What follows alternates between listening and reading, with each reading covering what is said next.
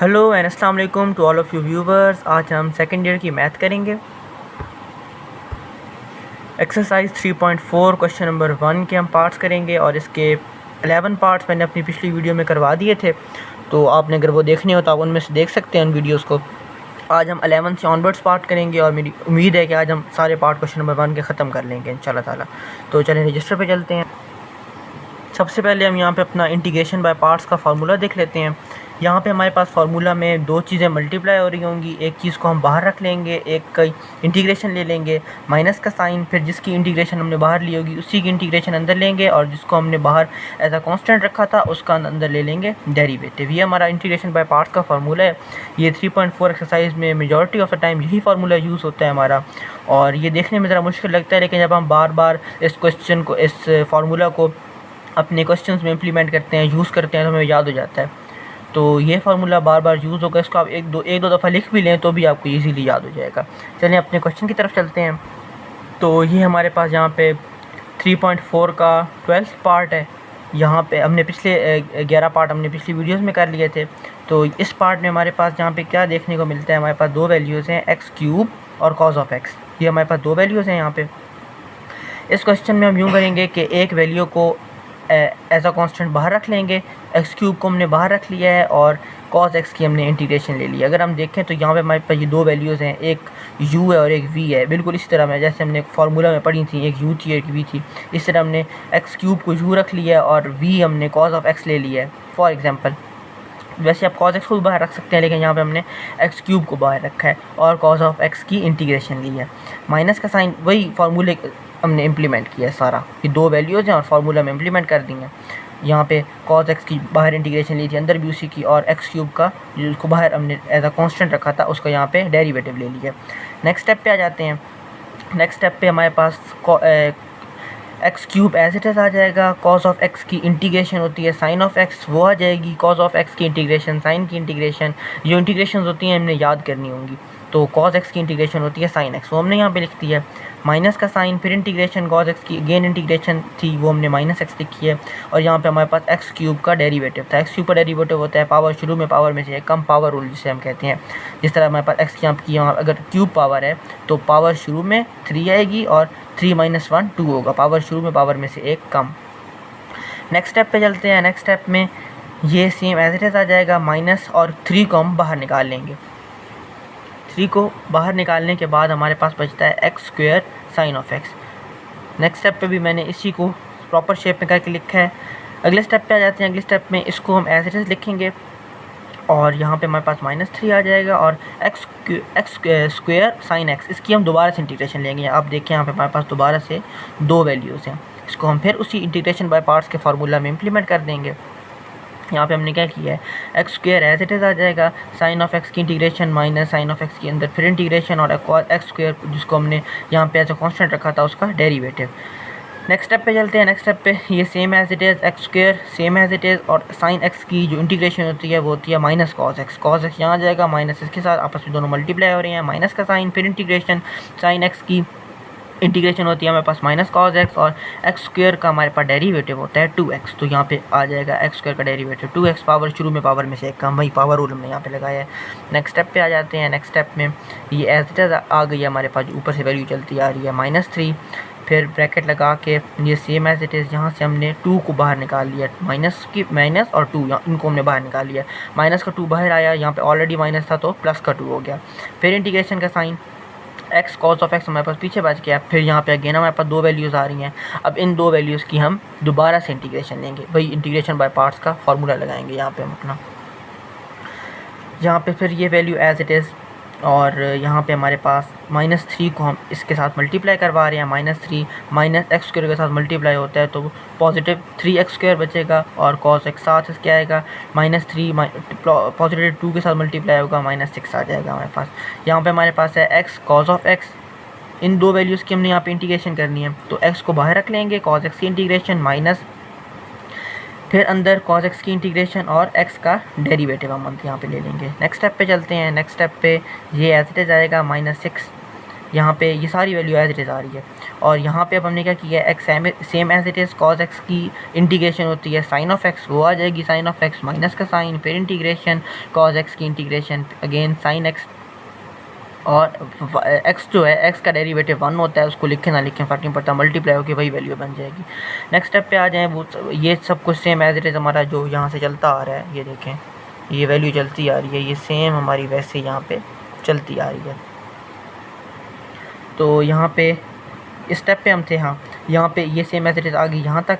अब x sine of x और x sign x यहाँ से हमारे पास बचा था ना, साइन x की जो हमारे पास होती है इंटीग्रेशन वो होती है माइनस कॉज एक्स। तो माइनस का कॉज एक्स का माइनस और ये बाहर वाला माइनस आपस में मल्टीप्लाई होकर प्लस कॉज एक्स बन गया। नेक्स्ट स्टेप पे आ जाए, नेक्स्ट स्टेप पे हमारे पास क्या है, same as it is values, बस -6 को हमने इसके साथ मल्टीप्लाई कर दिया, -6 x sine x -6 cos x. Next step पे आ जाए, नेक्स्ट स्टेप पे क्या है, नेक्स्ट स्टेप पे है वो जो ऊपर वैल्यू ये आ रही थी हमारी, ये हमने लिखी है +3x² कॉज एक्स लिखा है -6x sine of x -6 cos x. यहाँ हम अपने नेक्स्ट स्टेप पे आ गए हैं। नेक्स्ट स्टेप पे हमने क्या किया है, नेक्स्ट स्टेप पे हमने साइन ऑफ एक्स सब वैल्यूज़ को साइन की अलग कर दिया और कॉज की वैल्यूज़ को अलग लिख दिया और कुछ भी नहीं किया।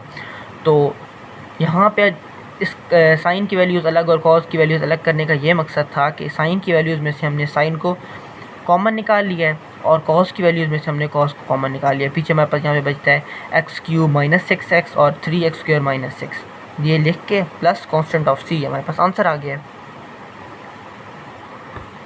तो यहाँ पे हम अपने 13वें सवाल पे आ गए हैं। 13वें सवाल में हमारे पास साइन इनवर्स x एक वैल्यू है और 1 हमने खुद से लगा ली, 2 वैल्यूज़ आ गई ना हमारे पास, यहाँ पे 2 वैल्यू ज़रूरत थी, यहाँ पे 1 थी, 1 हमने खुद से इमेजिन कर ली। तो यहाँ पे हम साइन इनवर्स एक्स को बाहर रखेंगे और 1 की हम इंटीग्रेशन ले लेंगे, माइनस का साइन अगेन इंटीग्रेशन का साइन, 1 की इंटीग्रेशन जो हमने बाहर ली थी वही अंदर ले लेंगे, d/dx मतलब उसकी साइन इनवर्स एक्स जिसको बाहर रखा था उसका यहाँ पे हम डेरिवेटिव ले रहे हैं। सही, नेक्स्ट स्टेप पे आ गए हैं हम। यहाँ पे नेक्स्ट स्टेप पे हमने क्या किया है, नेक्स्ट स्टेप पे की जो 1 है 1 बन गया है x, 1 की इंटीग्रेशन x होती है x sine inverse x minus का साइन अगेन इंटीग्रेशन, उसके बाद यहाँ पे 1 की इंटीग्रेशन x आ जाएगी, मल्टीप्लाई करेंगे साइन इनवर्स x का डेरिवेटिव, साइन इनवर्स x का डेरिवेटिव होता है 1/√1 - x², साइन इनवर्स x का डेरिवेटिव, कॉस इनवर्स x का डेरिवेटिव tan, इसी तरह सीकेंड कोसिकेंड सब के इनके इनवर्स के डेरिवेटिव्स होते हैं, तो वो आप सबको याद करने होंगे। तो इसी तरह साइन इनवर्स x का डेरिवेटिव होता है 1/√1 - x²। नेक्स्ट स्टेप पे आ जाते हैं। नेक्स्ट स्टेप पे हमारे पास आ गया है ये same as it is minus का साइन इंटीग्रेशन का साइन, जहाँ पे हमने सिंपल x को मल्टीप्लाई किया 1 के साथ और कुछ भी नहीं किया।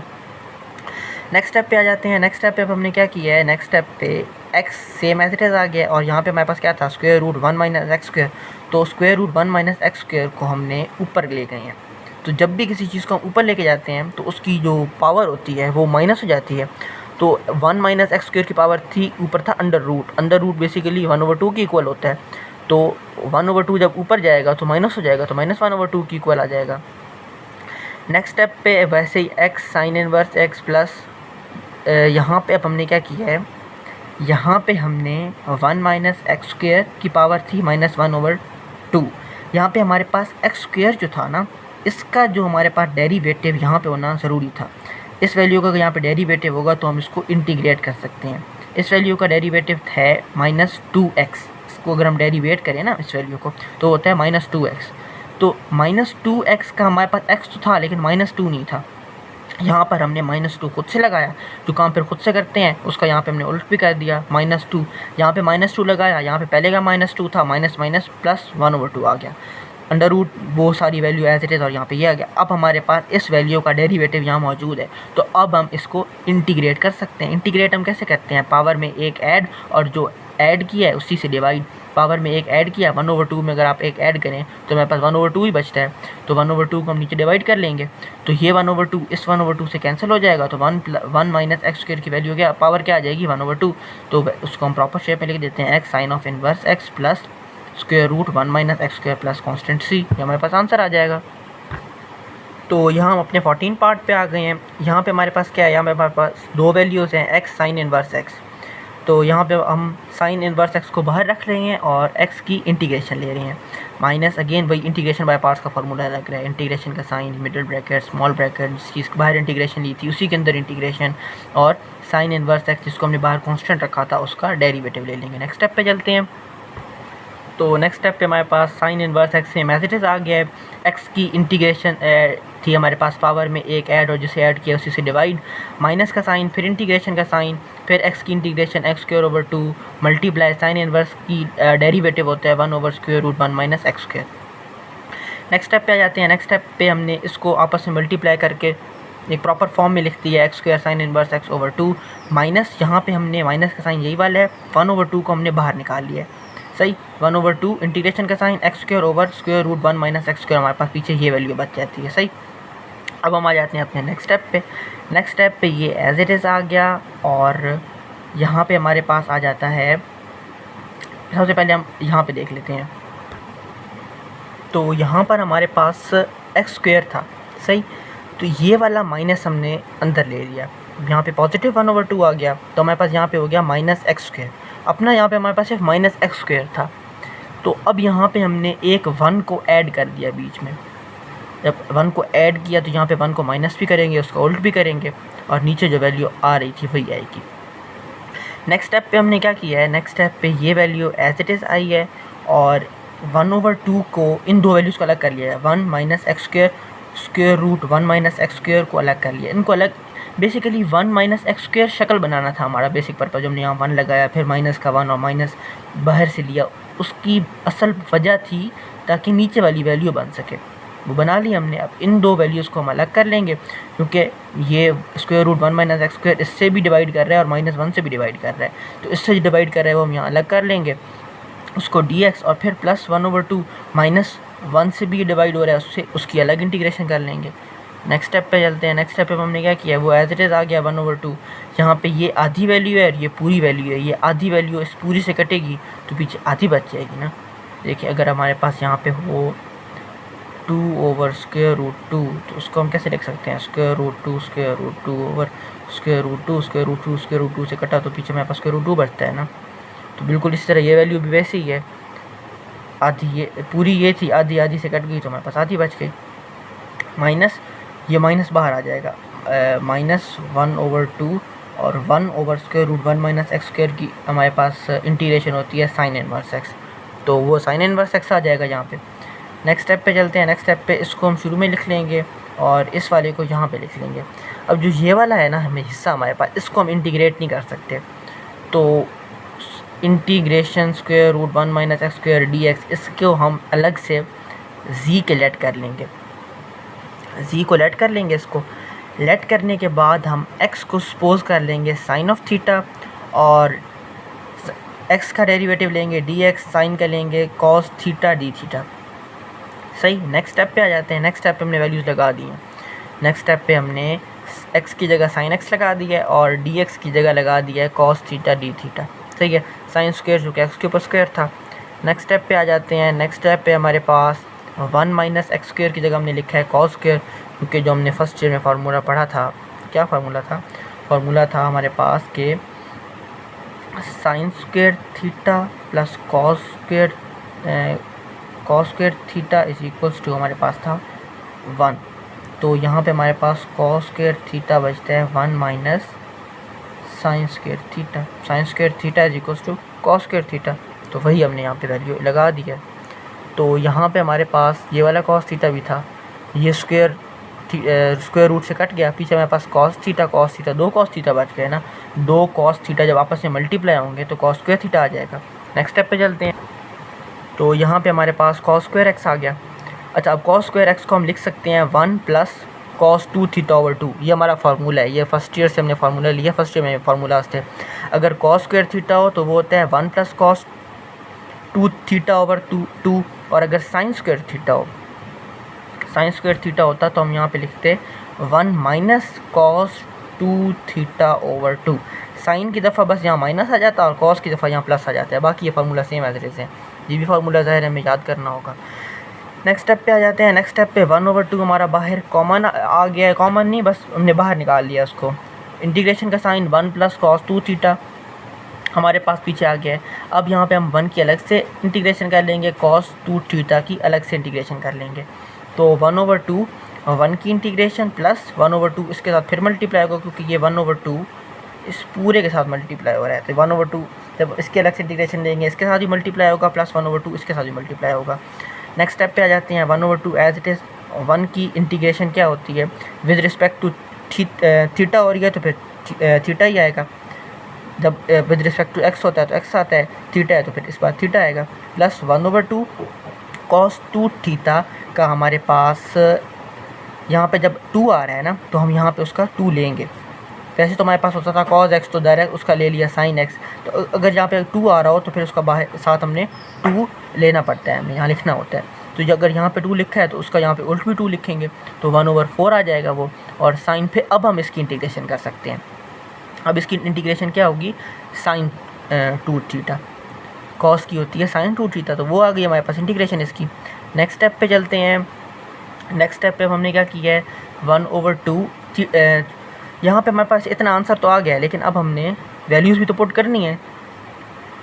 थीटा की वैल्यू हमारे पास क्या थी, मैं आपको दिखाऊँ अगर पीछे से, तो इस स्टेप पे आप देखें यहाँ पे हमारे पास क्या है, यहाँ पे हमारे पास है x = sin थीटा। तो यहाँ पे अगर आप देखें गौर से कि अगर हम इस थीटा को यहाँ अलग करें तो साइन उधर चला जाएगा, साइन इनवर्स ऑफ x बन जाएगा। तो इसका मतलब हम लिख सकते हैं कि थीटा = sin इनवर्स x। यहाँ पे हमने वही लिखा है, थीटा की value sin inverse x plus 1/2 sin 2 theta को हम लिख सकते हैं sin 2 थीटा, फार्मूला है हमारे पास 2 sin थीटा cos थीटा। तो वही हमने sin 2 थीटा की वैल्यू लिख दी है 2 sin थीटा cos थीटा। 2 से कट गया, 2 4 से कट गया, पीछे हमारे पास 2 बच गया। तो यहाँ पे हमारे पास क्या आया है 1/2 sin इनवर्स x प्लस 1/2, और यहाँ पे हमारे पास आ गया है sin x cos x। ये हमारे पास 2 वैल्यूज़ थी यहाँ पे। sin x को हम लिख सकते हैं x, वो भी हमने पिछले पार्ट में लिखा, sin x की वैल्यू x है ना, तो वो x आ गई यहाँ पे। 2 इससे कैंसिल हो गया, पीछे 2 बचा। sin x की वैल्यू है हमारे पास x, जो अब मैं अगर आपको यहाँ दिखाऊँ तो ये देखें x की वैल्यू है sin x, तो sin थीटा सॉरी। तो फिर हमने यहाँ पे वही लिखा है, sin थीटा की वैल्यू x लिख दी है। और cos x को हम लिख सकते हैं √1 - sin स्क्वायर थीटा। ये अगर आप यहाँ पे समझाऊँ मैं आपको, हमारे पास फार्मूला क्या है, फार्मूला होता है x² theta sin square theta plus x² theta = 1। तो अगर cos स्क्वायर थीटा को इधर अकेला कर दें तो 1 साइन इधर जाके माइनस हो जाता है। तो अगर यहाँ पे इसका स्क्वायर रूट ले लें, यहाँ पे स्क्वायर कैंसिल हो जाएगा, इसका स्क्वायर रूट आ जाएगा 1 - sin स्क्वायर थीटा। तो वही हमने यहाँ पे cos की वैल्यू लिख दी है।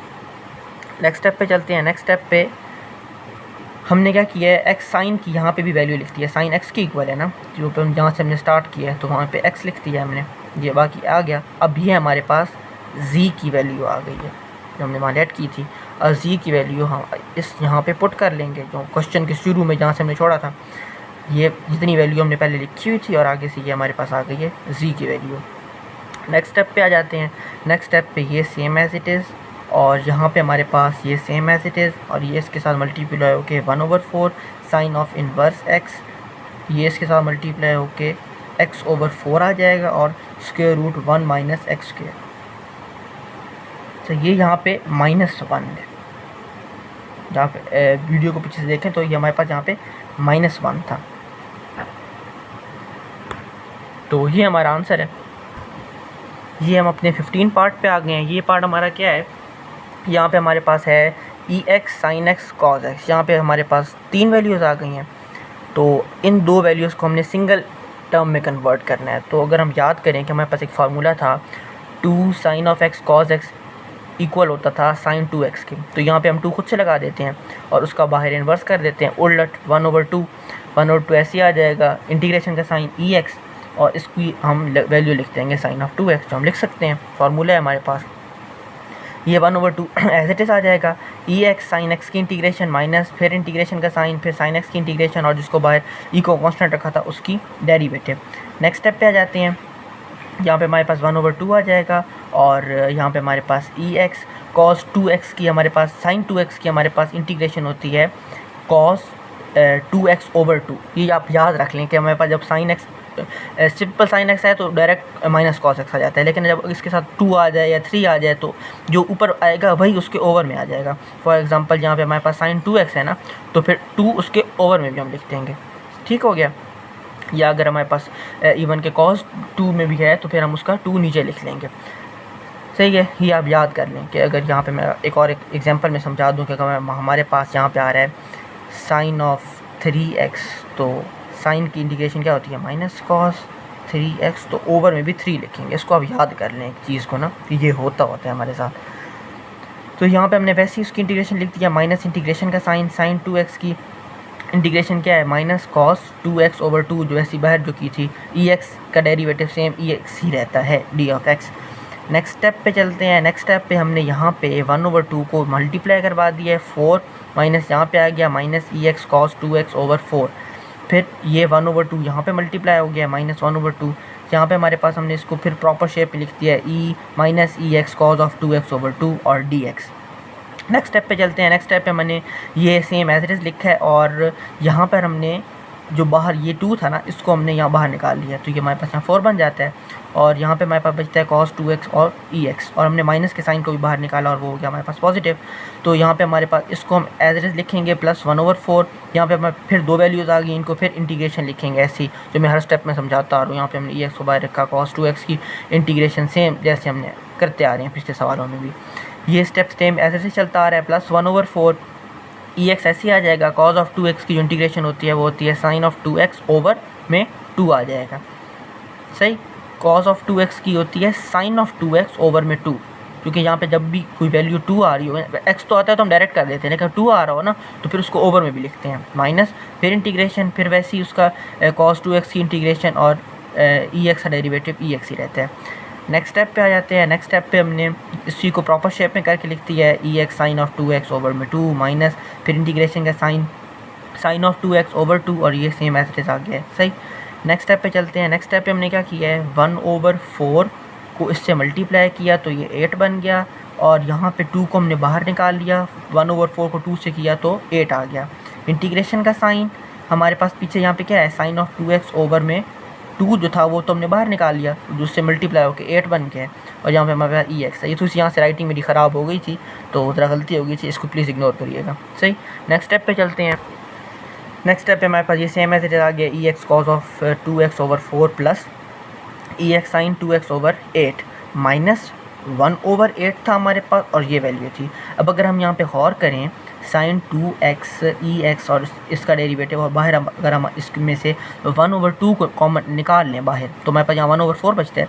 तो अगर हम गौर करें कि 1/2 इंटीग्रेशन का साइन ऑफ 2x ex का डेरिवेटिव, यही तो हमारा सवाल था, इसी से तो हमने शुरू किया था, तो हम इसको i लिख सकते हैं।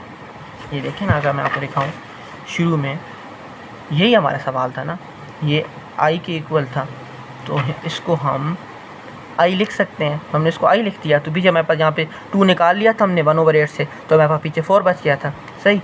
तो हमारे पास यहाँ पे क्या आ गया माइनस 1/4 i, ये सेम एज इट इज़ आ जाएगा, ये सेम एज इट इज़ आ जाएगा। अब माइनस 1/5 i को हम इस i के साथ ले जाएंगे, i प्लस 1/4 i/4, ठीक, ये प्लस हो रही है, तो यहाँ पे ये दोनों value same as it is आ जाएंगी। नेक्स्ट स्टेप पे चलते हैं।